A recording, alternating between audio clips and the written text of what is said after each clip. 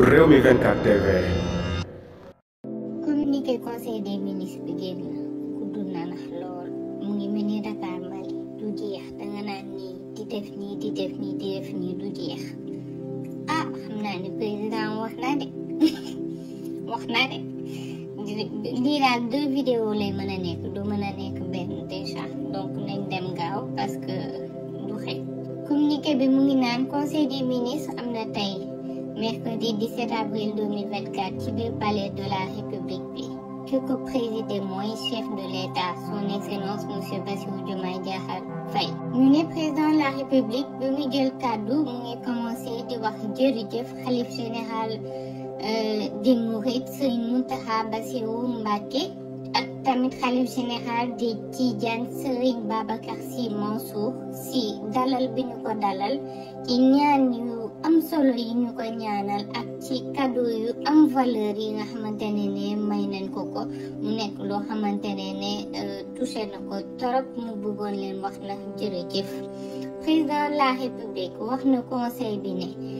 dina continuer déplacement yu mu nekk def ci néeg yi këru diine yi nekk ci biir Sénégal yi yépp te da koy def parce que ñaari mbir a tax bi ci njëkk mooy ne dafa bëgg moderniser maanaam yeesal li nga xamante ne moo di seen ay infrastructure donc xoolaat yëpp li nga xam ne moo di tali yi ndox mi ñuy naan assainissement bi électricité téléphone yi yëpp dañ ko bëgg a defar daal ba mu baax beneen bi moo di moom dafa jël engagement ne dinañu defaraat li nga xamante ne mooy dund bi ñuy dund ci suñu biir maanaam Sénégalu jàmm Sénégal bu dal ak Sénégal boo xamante ne jubóo national moo fi am président de la République wax na conseil bi ne créé na ci biir présidence de la République ci boppam benn direction des affaires religieuses et de l'insertion des diplômés de l'enseignement arabe maanaam day am léegi ñaari bureau ci benn direction ñaari bureau yooyu nag benn bi mbirum diine rek lay lijjanti beneen bi mbirum diplômé yi nga xamante ne ñoom enseignement arabe lañu diplômé ma doon dégg ne ñu ci bëri dañu doon ñaxtu di wax ne ñoom ñu ngi yore seen ay diplômé xamuñu luñ ciy def voilà président de la République wax na tamit ne yëgal na waa IGE inspection générale d'État pour que nañu defar li nga xamante ne moo di pré-rapport maanaam rapport bu njëkk ak rapport définitif rapport bu mujj bi nga xamante ne moom lañu war a def ginnaaw bi ñu falee ministre yu bees te ñu def passation de service donc nañ leen defal rapport yooyu noonu jébbal leen ko président de la République nee na fii ak boobu na mu ngi wax premier ministre na liggéey ak ministre yeneen yi nga xamante ne moom moo leen chefé pour que ginnaaw bi ñu defee passation de service yi ñoom ñëpp nañu def li nga xamante ne moo di ay rapport bu ñu jëlee rapport yooyu ndax ñu présenté ko avant fin avril 2024 bii su ko defee ndax dinañ mën a wax ci biir rapport yi lan lañ fekk fi ñu nekk fi ñu dugg noonu ak yan proposition la ñuy joxe pour li nga xam ne mooy ci domaine bi ñu nekk administrativement ci côté budget ci côté finance et tout ci ministère bu nekk te loolu ndax dañ ko war a def avant ñuy def benn action boo xamante ne dafay engagé ministère bi nga xamante ne ñoom moom la ñuy gérer président de la République insisté na moom ak premier ministre si li nga xamante ne noonu la gouvernement bi war a doxee nañu respecté li nga xamante ne mooy yoon bi ñu leen tracé nañ ko respecté ci action yu ñuy def mais aussi ci communication bu ñuy def chef de l'État wax na tamit premier ministre ne na veiller en permanence bu mu bàyyi bu mu teggi tànkam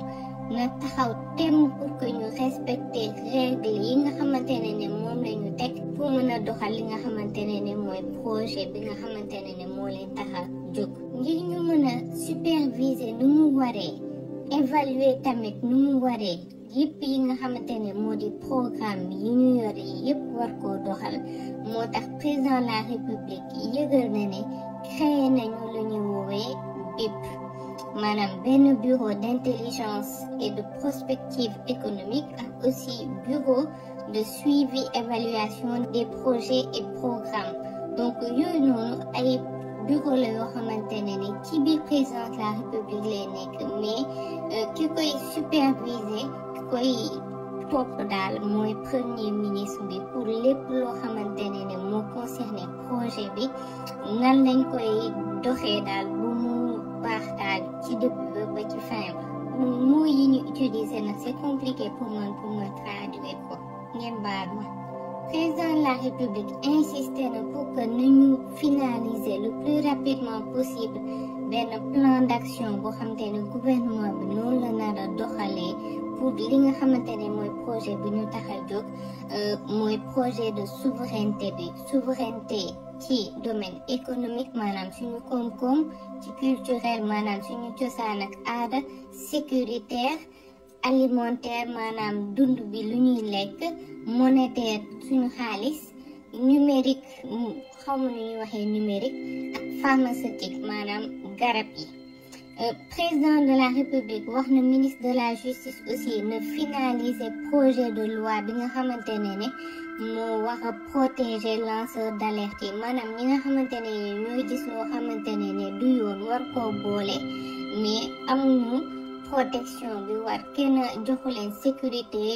wala ay garantie ne dara du leen ci fekk te bu ñu gisee lu ñu war a dénoncer mu nekk ci public bi wala ci privé bi ñuy ragal ñenn projet de loi boobu na ko ministre de la justice taxawal balaa le 15 mai 2024. président de la république joxe na tamit ordre pour que nañu publier rapport yi nga xamante ne ñoo génnee Cour des comptes IGE ak OFNAC ci 5 années yu mujj yëpp 2019 2020 2021 2022 ak 2023 voilà président de la république ñëwaat na ci ni nga xamante ne noonu la ñu nar a changer administration publique bi nu muy doxee fàttali na li nga xamante ne bindoon na ko ci lettre boobu nga xam ne liiraloon naa leen ko bu muy wax ak fonctionnaire ak agent yi nga xam ne ñoo nekk ci biir administration sénégalaise bi mu leen di wax principe yooyu maanaam règle jubal jubanti président de la république wax na ki nga xamante ne moo di premier ministre pour na préparer benn projet de décret boo xamante ne léegi appel à candidature la ñuy def ci fonction yu kawe yi nga xamante ne ñoo nekk ci secteur public bi ak parapublic président de la république wax na tamit premier ministre ak ministre bi nga xam ne moo nekk fonction publique pour que nañu teg benn projet de loi boo xamante ne mooy teg condition yi nga xamante ne noonu la ñuy duggee ci biir fonction publique pour que ñu mën a yemale sénégalais yépp chance mën a liggéey ci biir administration sénégalaise. chef de l'État wax na tamit premier ministre pour que nañu préparer benn journée de dialogue national le 28 mai. ñu teg ko nag ci thème boo xamante ne mu ngi tudd la réforme et la modernisation de la justice donc justice lañ nar a waxtaanee ci dialogue national boobu nan lañ koy yeesale nan lañ koy defaraat ba mu méngoog jamono ñu actualiser ko defaat ko daal ba nga xamante ne ñëpp dinañ ci mën a gis seen bopp. président de la république wax na tamit premier ministre ak membre du gouvernement yi yëpp pour que nañu taxaw temm si ñu ñuy sécuriser li nga xam ne moo di suñuy données yi ci secteur public maanaam information yi nga xam ne ci biir administration bi yëpp am nañ ko